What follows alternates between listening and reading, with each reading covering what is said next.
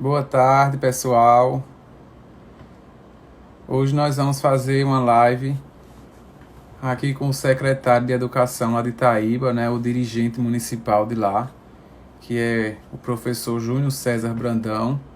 Esperar só ele entrar aqui para poder a gente começar a conversar, né? A educação tá de quarentena, mas não tá parada, não é assim? Então, a gente precisa ir fazendo a educação funcionar apesar disso, né? Então, deixa ele entrar aqui para poder eu chamar ele para a gente começar a conversar, né? Itaíba é um município que está naquele rol dos 80% dos municípios brasileiros, né? Que tem menos de 50 mil habitantes. Itaíba tem quase 30 mil, 27, 28. E a gente vai ver aqui hoje como é, né, que está se comportando a educação agora, né, nesse período de aulas remotas, nesse período de escolas fechadas, mas que podem estar funcionando apesar disso, né? Então, vou entrar aqui para chamar ele, poder a gente ir conversando, certo?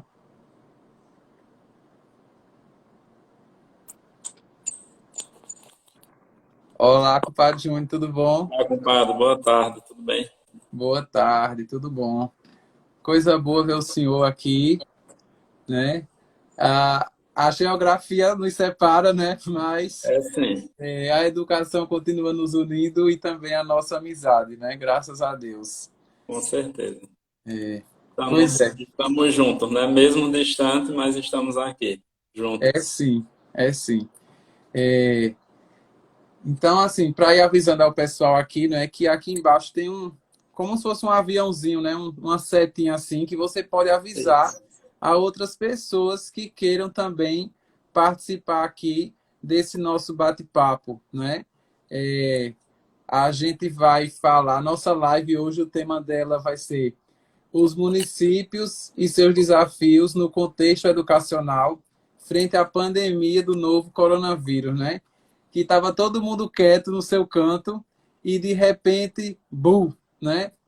Ninguém pôde mais ficar como estava. Teve que cada um ficar dentro de casa, não mais na escola em si, né? No prédio físico, vamos dizer assim. E aí essa situação de aulas suspensas trouxe todo um contexto, né, diferente para a gente ter que vivenciar.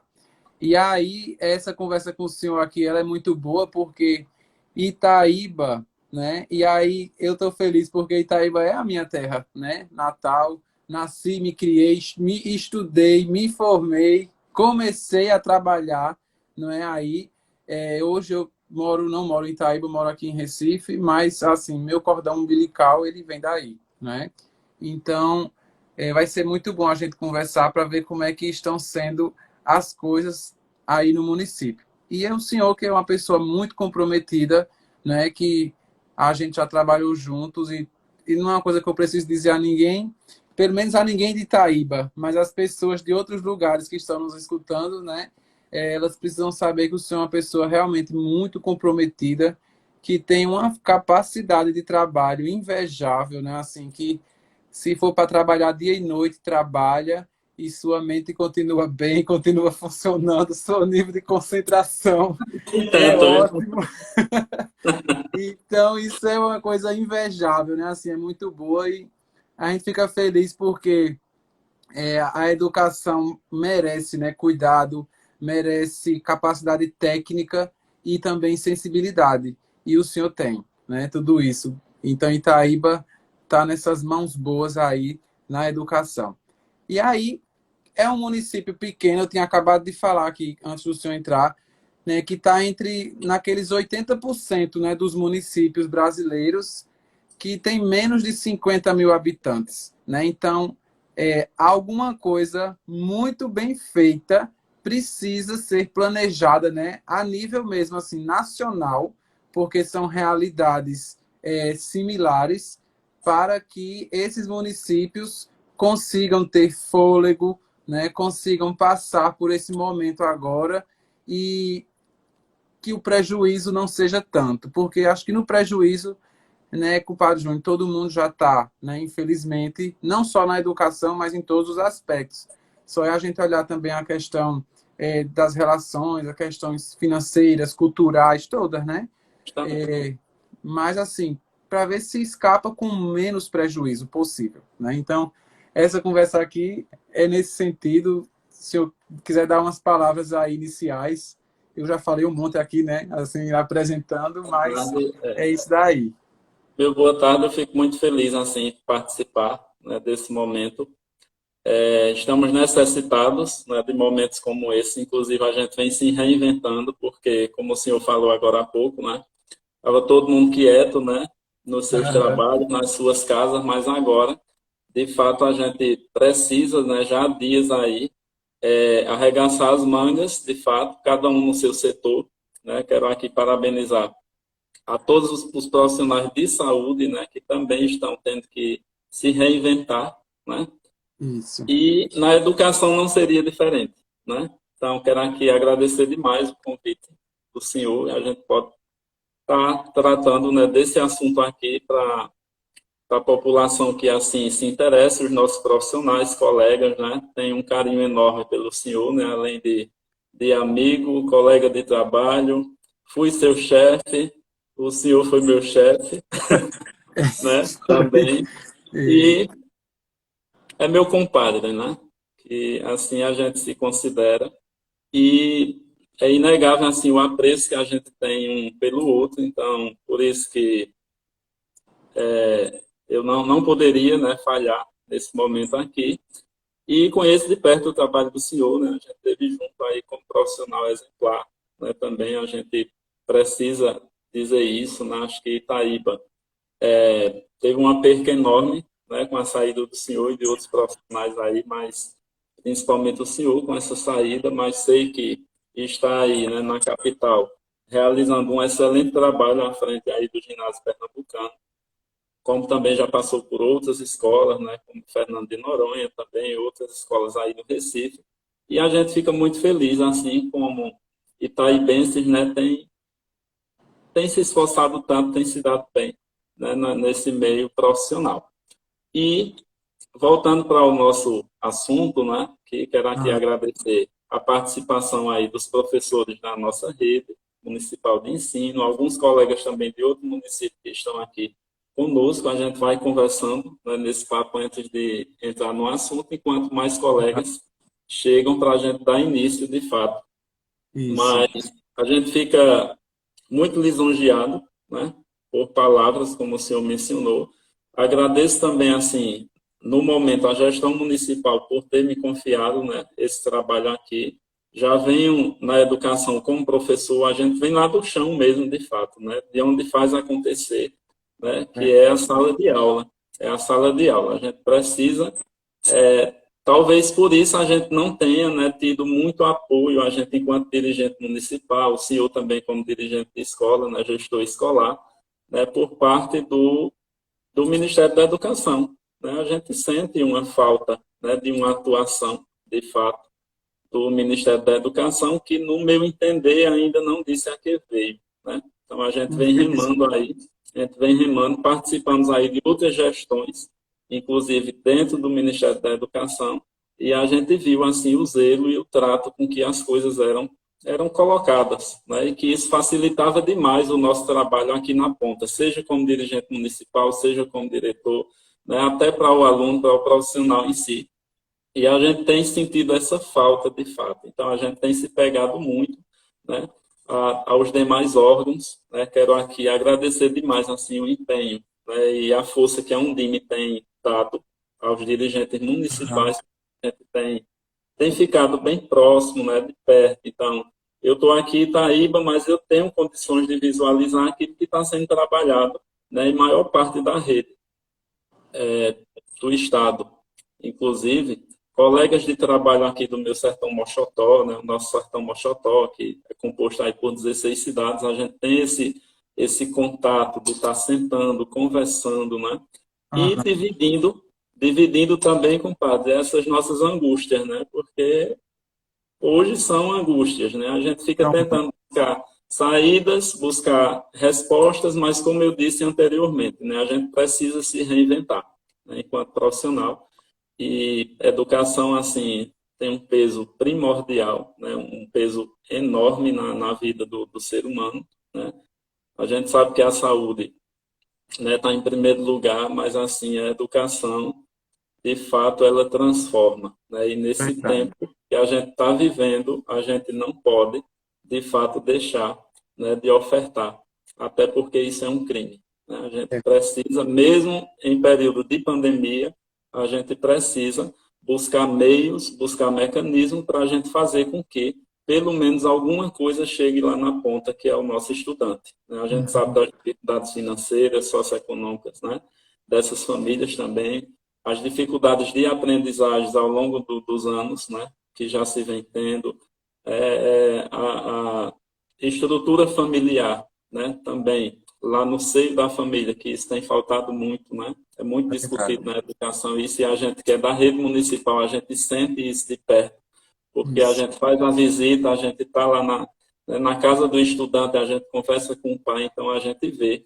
a realidade de fato, né, nua e crua como ela é. Então, são muitos entraves, né, muitas questões, e a gente precisa, enquanto profissional da educação, estar aberto a esse novo. Né? Isso. Quem diria? Inclusive, hoje a gente está tendo a oportunidade de visualizar, né, algumas, como é que eu posso dizer? Seriam mais ou menos algumas falhas, né, de bastidores, porque eu digo e repito, assim, as aulas remotas, né, a gente pode fazer aula ao vivo, a gente pode fazer a aula gravada, né, por meio de aplicativos aí, e enviar para casa, mas assim, o professor, ele está enviando aquele vídeo, né, ele grava para o aluno, mas é impossível entre uma rede como eu tenho, a gente não ter aqueles tímidos, né? E quando Isso. está dentro da sala de aula, a gente consegue fazer, né, aquela interação com o aluno, a gente dá um excelente aula e tudo, mas de fato, quando chega para fazer a gravação, quando a gente coloca aqui, né? Esse papo aqui é excelente, porque a gente está cara a cara, né? Batendo Isso. papo aqui legal, o pessoal participando também, né? Os que entendem do assunto estão aqui para contribuir conosco, né, nessa discussão. Mas para o professor, de fato, seja de qualquer nível, é difícil, né, para que esse professor grave esse material, para que esse material chegue lá e que a gente possa atender, de fato, aquelas especificidades e as necessidades de cada estudante, né? E ele Verdade. chega justamente nos aparelhos dos pais, né? Então, o pai visualiza ali como está sendo essa aula, coisa que dificilmente ele teve a oportunidade de ver, né, em tempos atrás, porque geralmente o pai leva a criança na escola, deixa a criança na porta da escola, entrega na porta da sala de aula, mas o professor é quem coordena a sua aula ali, né? Mas hoje a realidade nua e crua, né, do professor está adentrando a casa, né, desses pais. E a gente vê também hoje, né, pais aflitos, sem conseguir fazer com que os estudantes, né, os seus filhos possam fazer a resolução dessas atividades que a gente tem enviado, né? Eu falo isso a nível nacional, né? Então a gente vê uma aflição por parte dos pais, né? De Verdade. fato, sem saber esse manejo, mas eles precisam entender que eles são o pilar, né? O maior pilar nesse momento. Então a gente precisa sistematizar, fazer com que isso chegue lá, né?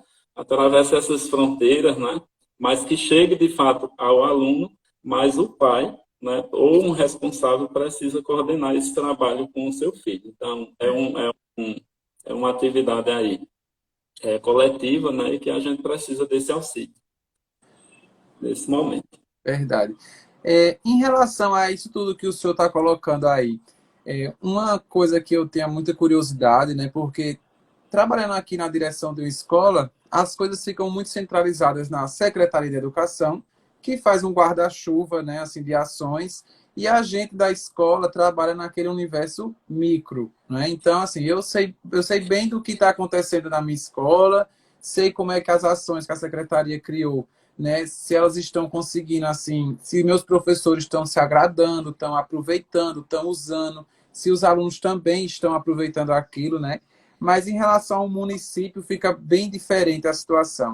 Além do mais, aqui em Recife, fica até um pouco mais fácil dos estudantes terem acesso à rede de internet, né? Mas mesmo assim, né, a escola que eu trabalho é uma escola central, que a gente chama, então os alunos não são de uma comunidade específica, são espalhados na região metropolitana toda, né? Então é bem diverso assim eles. E quase todos, nós não temos todos, estão tendo acesso às atividades que os professores mandam. Às vezes dá um problema porque usa o celular da mãe, às vezes dá outro problema porque a internet que usa, às vezes a internet que o vizinho compartilha, mas também deu problema, e a gente sempre recebe uma mensagem ou outra nesse sentido, né? Mas assim, a gente não está parando justamente porque não fazer nada agora é muito pior do que fazer e não chegar a todo mundo, né?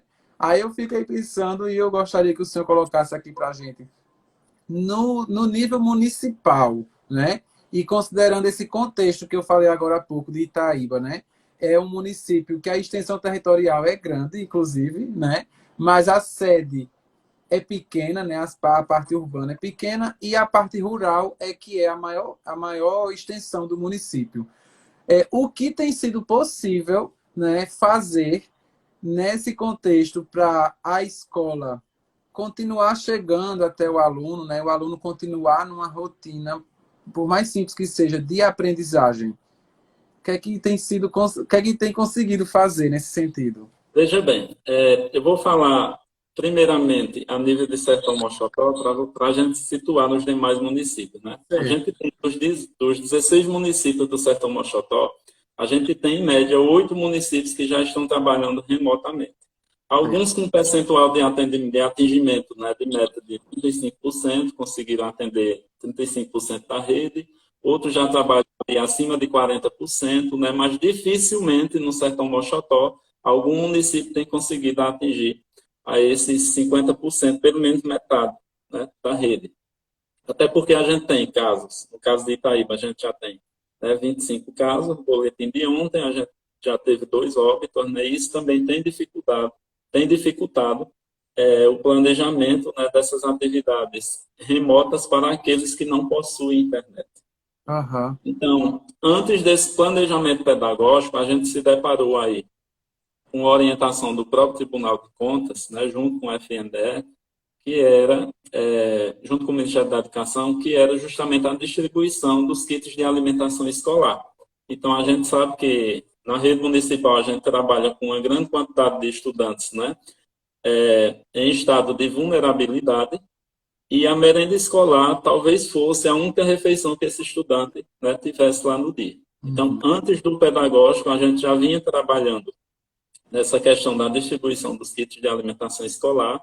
Distribuímos mais de 25 mil não, 25 toneladas, né, de alimentos no primeiro mês. No segundo mês, que é esse de junho, a gente está encerrando amanhã, né, essa entrega. Inclusive quero aqui divulgar que amanhã a gente estará entregando em todas as escolas da rede o kit de alimentação escolar para aqueles alunos retardatários. Então, quem não pegou terá a oportunidade de estar amanhã na escola para poder pegar o seu kit. Então, nesses 2 meses, a gente já distribuiu mais de 50 toneladas de alimentos. Então, isso é muito importante, porque por mais que seja pouca coisa, não é uma cesta básica, é um kit, né? Isso. Isso facilita demais, né, lá na vida do estudante que de fato está necessitado. Tivemos também algumas coisas boas, que alguns pais que no momento disseram que não estavam necessitados, né, desse alimento, puderam estar pegando e doando para um vizinho, né, para uma Uhum. família que de fato necessitasse. A gente fica muito feliz com essas ações. Inclusive, dos nossos 5.300 estudantes, compadre, a gente só deixou de atender 195 pessoas, né? E essas 195 que não pegaram, a gente está fazendo um apelo para ver se pega nessa segunda remessa, agora, né? E se não conseguir pegar, junto com a ação social, a gente vai distribuir em formas de cesta básica a essas famílias em estado de vulnerabilidade, né? Aham. Então, é uma das ações que a gente tem feito aí para isso. E para poder entender a questão, né, do pedagógico, como funcionar, há uns 15 dias atrás a gente já vem sentando e planejando com reuniões setoriais. Então, fizemos reunião primeiro da Secretaria de Educação, toda a equipe, para ver possibilidades, né? Prever meios, prover meios, e também, após isso, fizemos reuniões com diretores e coordenação pedagógica. Então, a gente tem coordenadores por área, ensino infantil, educação especial, então a gente vem conversando muito acerca disso, e também resolvemos abrir o espaço para que o professor, né, que é ele que vai fazer de fato acontecer esse trabalho, para que ele pudesse se pronunciar. Então, fizemos reuniões também por modalidade com professores. Né? Fizemos uma reunião com todos os professores do ensino infantil, depois com os anos iniciais e depois com anos finais. E assim, uma reunião, por mais que tenha sido modalidades diferentes, uma reunião foi complementando a outra.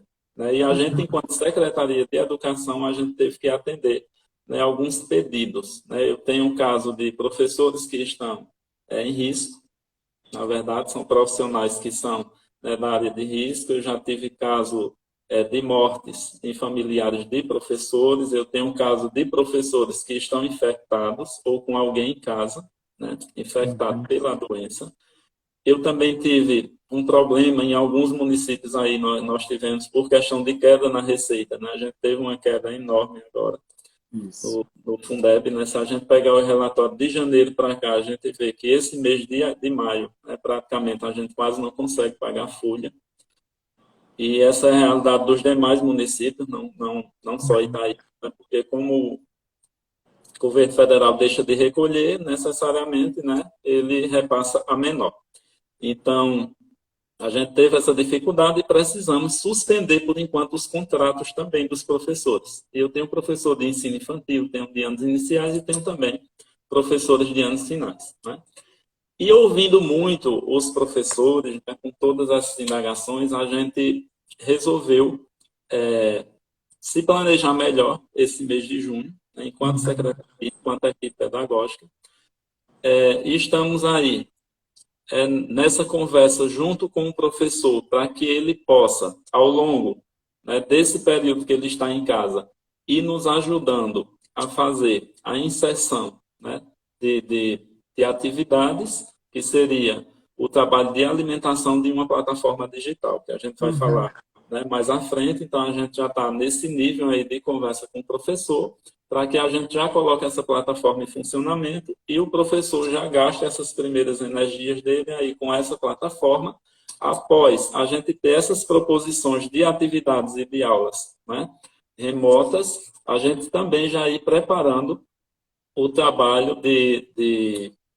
como é que eu posso dizer, de divulgação, né, desse material junto com as comunidades, e também a gente conseguir atender aqueles estudantes que não vão ter acesso à internet nesse momento.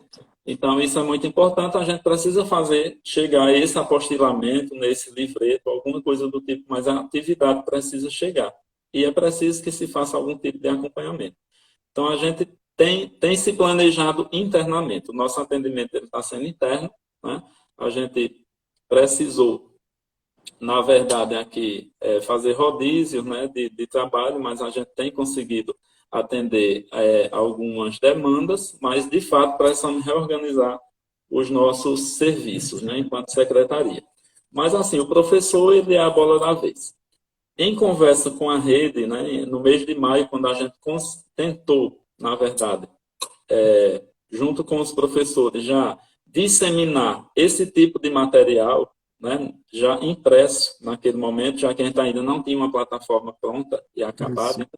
A ideia seria atender por grupos de WhatsApp e também atender pessoalmente com a entrega desse material na casa do estudante.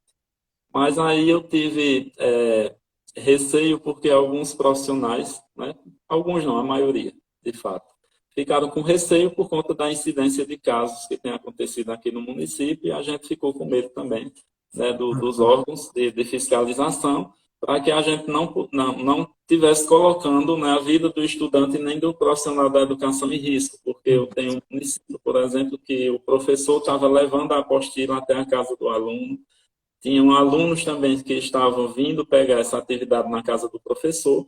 Então, a gente fez um acordo com os professores que eles pudessem, né, estar realizando essas atividades remotas por meio de grupos de WhatsApp e enviando para os alunos, né, com a forma de que a gente pudesse não perder o vínculo com a família. Né? Então, a gente está nesse pé. Então, a gente não tem ainda, né, esse mês de maio, nós encerramos o mês de maio ainda, algumas turmas já têm esse tipo de atividade aí, mas não é uma coisa instituída ainda pela rede. Tá? Então, Aham. a gente vai falar lá no finalzinho quais são algumas ações que a gente tem pensado, né, ao longo desse mês de junho para a gente poder fechar esse momento. E uma coisa muito importante também, né, que a gente vai precisar pensar melhor na recepção desse estudante, né, que a gente vai falar mais à frente Uhum. também, assim, compadre, a gente também está focando muito aqui na linha de montagem dos kits estudantis, né? Porque como é uma Aham. rede grande, né, de 5.300 estudantes, diversas modalidades, a gente tem trabalhado acerca disso. O fardamento para todo estudante, né? A gente tem o kit mochila com estojo, a squeeze, né?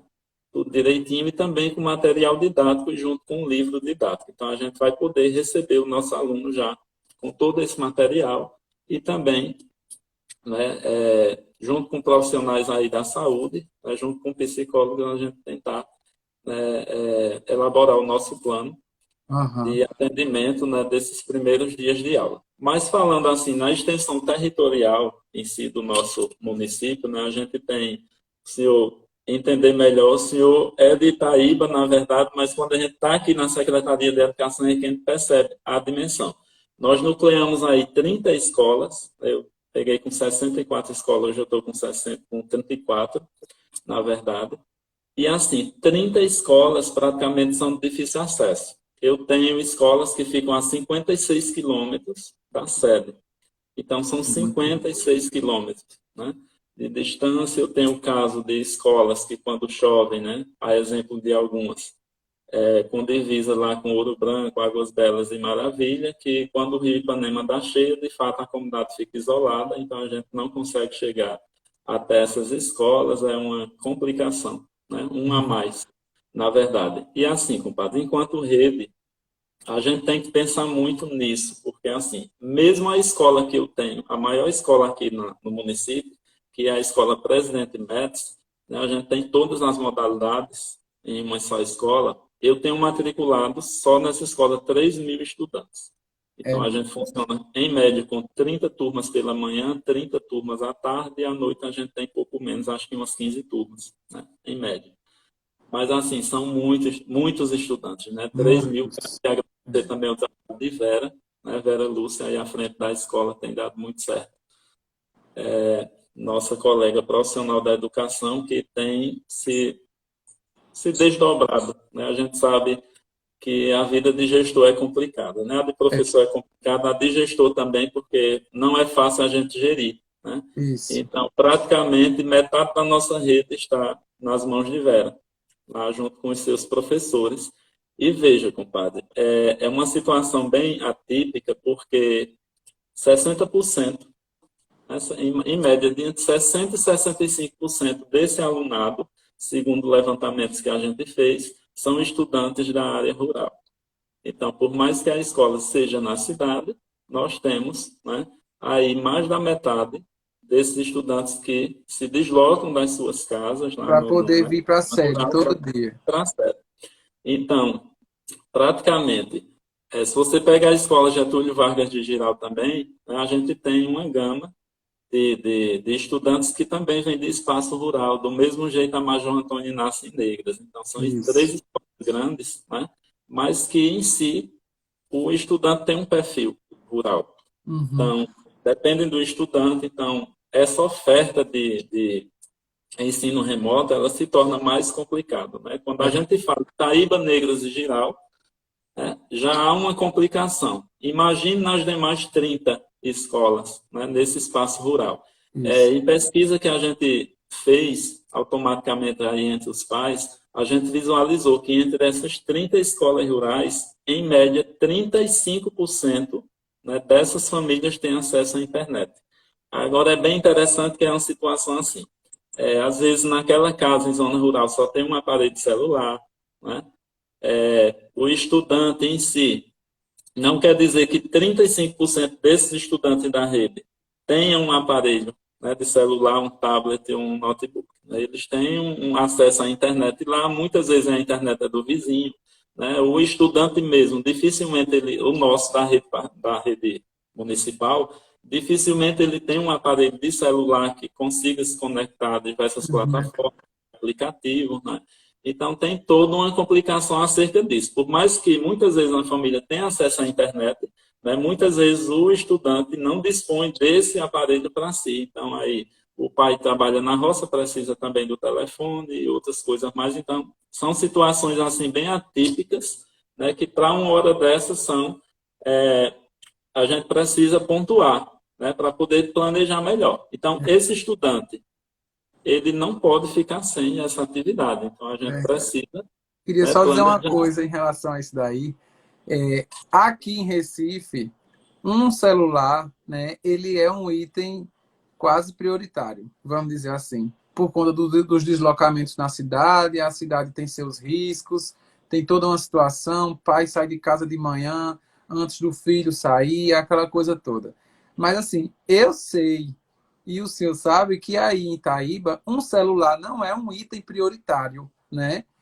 No orçamento de ninguém, por exemplo. E se a gente tiver um celular que muitas vezes faça e receba ligação, ele já está sendo suficiente, né? É diferente de um smartphone que para poder uma atividade dessa chegar numa condição mínima, precisa ser um smartphone, né, na mão da pessoa. Então, eu só queria abrir aqui esse parênteses porque tem colegas aqui de Recife que eu estou vendo que estão aqui assistindo e a gente já se queixa bastante das dificuldades, né? E eles estão aqui se admirando. Meu Deus, realmente assim, quando você vai para a zona rural mesmo, a situação é bem diferente, né, em relação a isso. O senhor pode Agora, continuar. e tem uma outra situação, porque assim, nós conseguimos o fundamental nos sinais, né? É interessante que outras pessoas de outro município entendam, né, a nossa logística, aquilo que a gente tem tentado fazer. Mas desde 2017 a gente tem nucleado, né, escolas em zona rural e também nós estamos em processo de abertura de polos de anos sinais, Uhum. para que como o município ele tem uma extensão territorial enorme, né? Então, esse estudante geralmente vem da ponta do município para poder vir até a sede, para poder cursar os anos finais. Então, a gente já conseguiu, ao longo desses 2 anos, abrir 4 polos. Então, eu tenho o polo do Alto do Dema, com hora-aula, eu tenho o polo de Barra Verde, o polo de Angico e também eu tenho o polo do Salgado. A gente conseguiu distribuir 4 polos, né, nas 4 pontas do nosso município. Então, tem facilitado um pouco. Então, a gente desloca o professor ao invés do estudante, né? Uhum. E isso tem facilitado muito o nosso trabalho, mas veja o tamanho da dificuldade, né, dessas 30 escolas rurais. Eu nem coloco essa situação dos polos, porque os jovens, né, do sexto ao nono ano, e educação de jovens e adultos, eles já têm um certo manejo com o aparelho, né, e tem uma probabilidade maior de ter um aparelho em casa, né? Uhum. Diferente do estudante primário, né? Do Isso. estudante dos anos iniciais. Aí veja a dificuldade dessas 30 escolas que são educação infantil, atendem a educação especial e também anos iniciais, o primeiro e o segundo ciclo, né? E essas Que crianças na dependem, verdade são obviamente, duas modalidades extremamente desafiadoras, né? Assim, os anos iniciais são desafiadores, mas a educação infantil ela ainda é muito mais. muito mais. Inclusive, quando a gente vê o pessoal do Conselho Nacional de Educação falando e outros especialistas, quando chega na educação infantil e no ensino especial, todo mundo se cala. Se cala e é humilde em dizer que não consegue visualizar bem a maneira de acontecer durante esse momento, né? Tem a questão de na educação infantil e tentando trabalhar a questão de brincadeiras, de relação, de movimento, né, e tudo mais, mas eles reconhecem que é praticamente um ponto cego que eles consideram para as redes conseguirem agora. A educação infantil e a educação especial. É Pode continuar. complicadíssima a situação. Então, assim, principalmente a educação infantil, que a gente já sentou com a coordenação, a gente conversa com o professor, E o máximo que a gente tem conseguido fazer assim, né, remotamente, né, a gente pediu que os professores fossem gravando vídeos lúdicos com montagem de atividades, montagem de brinquedo, com contações de história, né? Aham. Nesse meio aí, nesse meio termo, a gente tem tentado chegar, né, mais próximo do estudante. A gente ainda não conseguiu é, realizar, de fato, uma coisa mais contundente, né, para toda a rede, porque, como eu disse, a gente ainda está se planejando internamente para a gente fazer de uma vez só. Mas a gente fica muito feliz com o trabalho de alguns professores, né? O bocado de professores já tem aí contato com a comunidade nessas escolas rurais, principalmente quando o professor é da comunidade, né? Acontece Isso. bem mais, né? De forma mais acentuada, de forma mais proveitosa. Então, voltando lá ao pensamento anterior, então, imagine esses estudantes, né, de educação infantil e de anos iniciais, que não têm acesso à internet, né, por mais que um ou outro tenha, mas a dificuldade que tem da gente mandar esse material impresso, né? E se você for fazer a pesquisa de acordo com o censo escolar, de acordo com a matrícula, a quantidade também de pais analfabetos que a gente tem. É, Então, há um questionamento aí. Quem vai acompanhar essa atividade com o estudante em casa?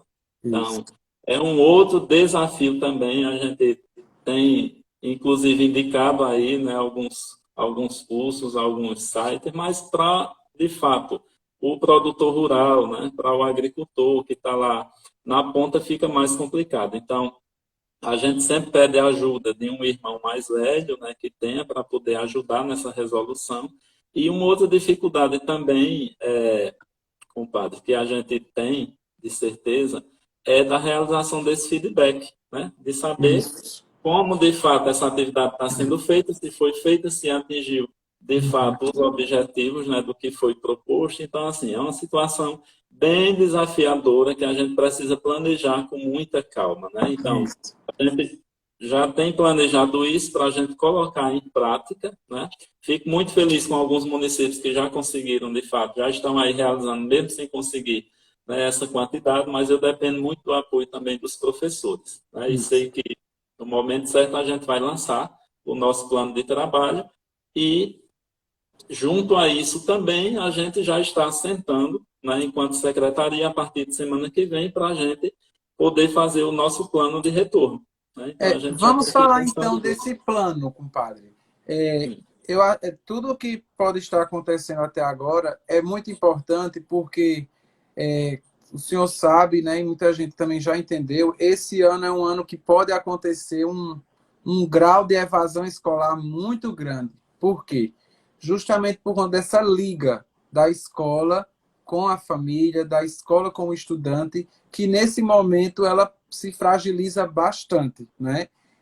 O senhor colocando essa situação toda, eu agora estou me sentindo assim numa coisa muito simples, né, de acontecer aqui, porque a gente está achando muito desafiador e tudo mais, mas assim, como nossa situação de ensino médio, por exemplo, é bem mais simples e do estudante que está no perímetro urbano, né, vamos dizer dessa forma. O senhor falou também dos professores, a gente vê, né, assim, tem coisas que está acontecendo na minha escola que a gente se emociona às vezes de como os professores foram sendo desafiados e foram atendendo aquilo dali. Né? Às vezes a gente sugere uma ferramenta quando você pensa que não, o professor já está fazendo coisas na ferramenta que nem você aprendeu e já traz outras ferramentas, outras maneiras, né, de ir chegando ao aluno. Então, eu acho que esse espírito pedagógico, né, assim, que meio que floresceu ainda mais agora, né, para poder chegar realmente, para ver se corta um pouco essa distância, está fazendo muita coisa bonita realmente acontecer. Essa timidez que o senhor falou, de quem grava um vídeo e tudo mais, que vai também se quebrando um pouco meio que a pulso, né? Por quê? Por conta do compromisso que se tem de querer chegar até o aluno, né? Mas falando da questão do planejamento, né, eu sei que o senhor também é uma pessoa muito engajada em relação junto a um DIME, né, participa do colegiado e tudo mais. É, como tem sido pensado, assim, é, ou digamos assim, linhas iniciais, né, desse planejamento aí para o retorno no município, seja em relação à questão do ponto de vista sanitário, seja da consideração do socioemocional, né, tanto dos estudantes como também dos profissionais, sejam esses professores, sejam os de apoio, né, de pátio, de portão, de secretaria, de limpeza, de tudo, de comida, né? E também a parte pedagógica, né? Porque vai ter algumas coisas que vai se precisar correr atrás com mais força, né? Agora, justamente por conta desse hiato, né? Que a gente está vivendo agora, dessa separação física. Aí eu queria que o senhor dissesse um pouco assim para a gente quais são já ideias iniciais, se a própria Undime está repassando para vocês assim alguma orientação geral, né? Porque a gente sabe que tem a orientação geral, diretrizes, e cada município, como o senhor acabou de colocar, tem a sua realidade e vai dando, vai personalizando, né? Vamos dizer assim. Olha, vê só, inclusive hoje a gente já teve aí um pré-anúncio, né, do secretário estadual de Educação, doutor Fred Amâncio, dizendo que a rede estadual brevemente estará lançando aí esse plano, esse planejamento de retorno. A Undime, a gente vem se reunindo enquanto diretoria, né, de fato, mas a gente ainda não tem o documento pronto. A gente tem participado de algumas discussões internas, né, mas eu creio que nas próximas semanas a gente já tem esse documento aí norteador, né? Uhum. Mas, assim, o ponto-chave é um planejamento voltado pela preservação da vida, né? De Isso. início, a gente Isso. precisa atender esses protocolos sanitários, né? De saúde. Creio que, assim, caso a escola, cada escola, né, desse estudante não consiga atingir, né, esses itens propostos nesse planejamento, elas não poderão retornar. Né? Então, a gente vai Uhum. prestar fielmente esse trabalho. E, assim, a linha de conversa lá é mais que aquilo que a gente já sabe. Né? A gente vai ter que ter, inicialmente, uma articulação intersetorial, né? Com o pessoal da saúde. Então, essas ações coordenadas de atendimento precisam ser, de início, né? Sentadas e planejadas com a equipe de saúde. Então, a gente vai prestar, no meu caso aqui na rede municipal, vou prestar muito do apoio da Secretaria de Saúde, né? do município. Isso vai ser também a necessidade das demais escolas, né, e secretarias por aí afora. Então, a gente sabe que é um momento assim bem complicado, porque crises, né, como essas aí, elas mexem com as pessoas, né, com o emocional. A gente tem não só impactos emocionais, mas também físicos, cognitivos, né? E a gente sabe que nos jovens, crianças e jovens, né, a situação é mais complicada porque tende a ser mais duradouro, né, Isso. essas questões aí. Então, a gente precisa aprender, né, nesse momento, a trabalhar com os estudantes, porque o emocional, né, porque como eu falei anteriormente, a gente vai ter percas de entes queridos aí, isso aí vai ser inevitável, já está acontecendo, né? Desde quando nas menores cidades os números já se transformaram em nomes, né? Aqui Itaíba é um caso bem específico, a gente já tem casos de óbitos de pessoas conhecidas. Como Uhum. eu disse, o senhor, profissionais diretamente envolvidos com a educação, como professor, né, e outras funções já infectados ou alguma perda de família. Então, isso assim. Imagine o que é você voltar com 5.300, né, crianças e jovens, né, 5.300 estudantes, e cada um ter passado por uma vivência diferente, né, em casa, porque Isso. sabe lá o que essas crianças estão passando em suas casas, né, por Isso. falta de alimento, por falta desse cuidado, por falta da relação com o outro, né, que não está tendo esse contato, essa interação com os colegas de sala, com os amigos em casa, a vida social totalmente parada. Então, se você for analisar assim, é um impacto, né, feroz. Os Isso. casos aí, a gente já teve, né, no Sertão Mochotó aqui, não vou citar a cidade, mas a gente já teve casos de professor querendo cometer suicídio, entendeu? Meu Então, assim, Deus. é uma situação, né? Uma situação complicada que cada um recebe de uma forma diferente, né? Mas que isso aí, a Undime está prezando por isso, então a gente vai prezar desses protocolos sanitários, né? De fato, e principalmente em caso de criança, a gente sabe que quando uma criança e um jovem, ela passa por alguma situação traumática aí, né? Mais ou menos 90%, né, dessas crianças, elas ficam com esses traumas aí, que precisam serem tratados, né, com profissionais. Aí a pergunta é, as nossas escolas, as nossas secretarias estão, de fato, né, preparadas a trabalhar isso? De que forma vai ser esse retorno? Então, são indagações que a gente vai fazendo e a gente vê que, se não for uma ação planejada intersetorialmente, a gente não vai conseguir atingir isso, porque a educação só não vai conseguir cumprir esse plano. Então, é por isso que eu estou dizendo que a gente vai pressar também das outras entidades, né? Uhum. E também dos outros órgãos. A gente tem fatores, né, que vão interferir no pedagógico da criança, no desenvolvimento dele, né? Seja ele, digamos, pela a duração do isolamento. Eu acho que assim, o isolamento com a longa duração, isso vai afetar cada vez mais, né, na Isso. vida dessa criança, desse jovem.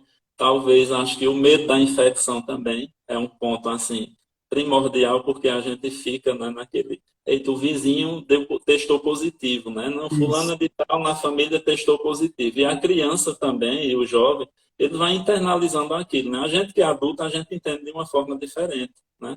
Temos medos também, temos nossos anseios, né? Mas para a criança é bem mais difícil, né? Então, É. isso aí vai interferir, né? E a criança tem Nesse... outro fator, que é o fator do contato, né?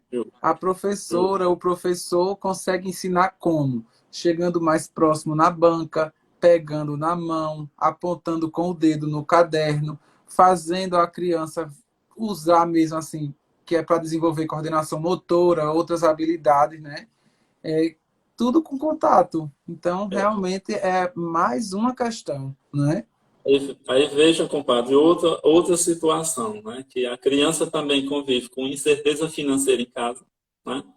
A gente não sabe, a gente tem situações em que os pais perderam o emprego, outros que tinham comércio tiveram que fechar, né? A gente sabe que estão passando por necessidade, Uhum. muitas vezes em suas casas, e a gente não, né, a criança não está convivendo com isso, mas muitas vezes não vai saber lidar. Muitas vezes também a falta de informação, né? A gente tem aí, os órgãos de saúde estão fazendo uma campanha assim brilhante, né? Pelo menos aqui quero parabenizar, inclusive, a Secretaria de Saúde e os profissionais aqui de Itaíba, né? Não sei das outras cidades, mas estou vivendo aqui, né, dia e noite, e vejo o esforço dos nossos profissionais. Então, quero aqui parabenizar a administração e também a pessoa de Pedro e Bruna, né, que inclusive a sua irmã tem conduzido aí brilhantemente, Patrícia também, esse trabalho na saúde, e tem nos ajudado demais. Mas a gente fica muito triste, compadre, o quanto as pessoas não respeitam, né? Eu queria dizer uma Então, coisa ao senhor, enquanto o senhor está falando dos profissionais da saúde. Desculpa aí eu lhe interromper. É, porque em várias fotos que eu vejo, a gente sempre vê aquelas fotos do hospital, né?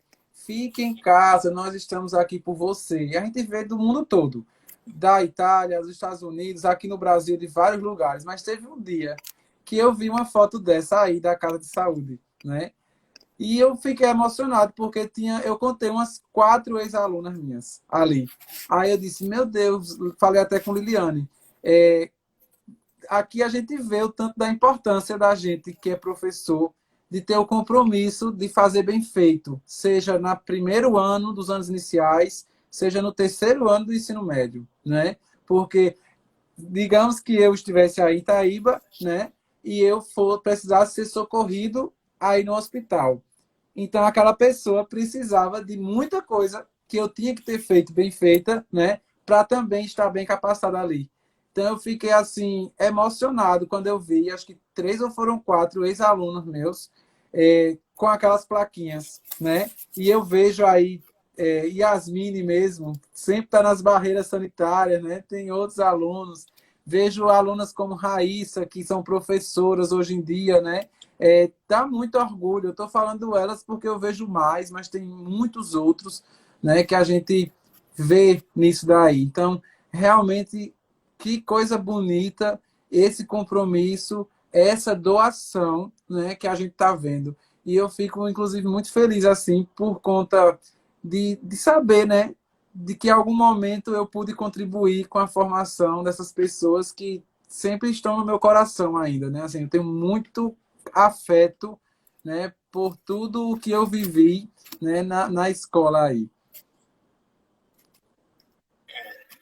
Muito importante essa fala do senhor aí, porque para as pessoas que estão de fora, a gente vê, de fato, né, os elogios que se tem à cidade, todo esse cuidado, e a gente que está aqui, a gente precisa reconhecer isso, e a gente, enquanto ser humano, a gente precisa também dizer que nós estamos, enquanto cidadão itaibense, a gente tem falhado muito, né, nessa questão do isolamento aí, né, por isso que os casos aí têm bombado, né, no município, e a gente fica com medo, né, do que isso pode acontecer, porque temos muitos casos aí suspeitos também, né, aguardando resultado, então tudo isso vai interferir no nosso dia a dia. Então, imagina essa criança em casa, sem a informação devida, né, esses pais também com essa falta de informação, né, perante as infecções aí, sem saber como, de fato, se cuidar, se tratar, né, não está cumprindo os protocolos de saúde, de fato. A gente também tem situações hoje de crianças que estão lá convivendo em suas casas, mas muitas vezes com abuso, com a violência doméstica, né, convivendo lá junto com os pais, né, pais alcoólatras. Então a gente tem estudantes assim com todo o perfil, de fato, né. Então eu creio que não está sendo fácil para essa criança, né, porque escola é escola, né, escola é escola e assim. Eu creio que esse momento, né, de pensar em atividades remotas, ele é crucial, porque justamente a gente vai estar tirando um tempo, né, dessa criança se desprendendo desse isolamento para que ela foque naquele momento ali de fazer esse momento de estudo, né, e tudo. Então, a gente tem aí também a oferta, né, de um planejamento pensado pela Undime, dessa oferta do trabalho emocional, né, como foi falado aí anteriormente, com apoio pedagógico também, acho que mais forte, né, mais preciso. E assim, compadre, uma coisa que é inegável, né, que vai pressar demais também nesse retorno é um diagnóstico situacional, né, de aprendizagem de cada estudante, porque a gente vai ter que ver o perfil de cada estudante, como ele está chegando na escola, né, os níveis de aprendizagem que aquela turma ou aquela escola tem, de que forma a gente vai poder atender melhor isso. Então, a gente não pensa só no psicológico, só na questão sanitária, de saúde, né, no emocional, a gente também tem que focar muito no nosso planejamento de como a gente vai tentar buscar amenizar essa perca, porque a perca ela existe, né, a gente não tem condições de recuperar isso 100%, de fato, né, a gente sabe que o calendário letivo desse ano, o ano letivo, de fato, não será encerrado nesse ano civil, né? Verdade. Provavelmente passa para o 2021, isso aí é fato, é inegável, e os pais precisam também nos auxiliar, porque em conversa com a Undime, outra coisa muito forte, né, e bem precisa que se coloca, é a questão do abandono e da evasão escolar. Então, o pai precisa entender, né, que existem leis, né, por exemplo, a criança de 4 e o jovem até 17 anos, eles precisam estar matriculados, porque o pai, inclusive, pode responder criminalmente por isso. Então, é importante, né, dessa permanência, não só da matrícula, mas da permanência dessa criança na escola. A gente já ouviu, eu escuto muito pais dizer, não, eu vou tirar meu filho, né, se for para retornar agora, porque eu tenho medo, vou só voltar com ele a partir do ano que vem. Isso, olha, não é bem assim, não. Esse ano letivo ele não será suspenso, ele não será encerrado em dezembro, como qualquer um outro, né, uma situação atípica. Então, para isso também é preciso que a gente, enquanto profissional da educação, né, e enquanto pai também, a gente internalize essa ideia. Isso. Porque esse estudante que fica fora, né, esses meses, os próximos meses da escola, e só voltar em um calendário letivo, né, para o próximo ano, é inegável o prejuízo pedagógico que essa criança terá, né, em Verdade. detrimento a isso. Então, imagine as dificuldades que a gente vai ter já nessas diagnoses, de detectar, né, as situações de aprendizagem, o nível de aprendizagem de cada criança dessa, para a gente poder planejar um trabalho, né, pedagógico mais enfático, inclusive de recuperação, né, de cada objetivo desse, de cada habilidade que a criança não conseguiu atingir. Então, assim, Eu além do cons- trabalho do emocional, o pedagógico ele é forte, né? E Isso. assim, é o carro-chefe da escola. Então, a gente precisa trabalhar no primeiro momento isso, né? Esse acolhimento, mas de fato, enquanto profissionais, a gente precisa voltar o nosso olhar para o pedagógico, porque a escola só consegue cumprir o seu papel, de fato, né, se ela conseguir educar, né, se Verdade. fizer com que os estudantes consigam atingir aqueles objetivos propostos. Então, O senhor é um falou aí, desafio enorme, né? É um o senhor desafio falou aí, enorme. Eu acho que assim o foco mesmo é trabalhar com as competências socioemocionais, né? Então, é, se a gente não focar nessas competências socioemocionais, a gente acho que a gente não vai conseguir de fato aquilo que a gente está se propondo, né? Porque assim, o trabalho com a resiliência, acho que isso aí tem que estar muito forte, né? Para o isso professor, inclusive, investir nessas também, formações com o professor de preparo, porque isso. nosso professor também ele vai chegar na escola abalado, vai precisar de um cuidado, né, mais, mais próximo. Né? Ali acho que a adaptabilidade também vai ser tudo diferente. Né? Então a gente vai ter que seguir protocolos, a gente vai ter que seguir uma rotina diferente.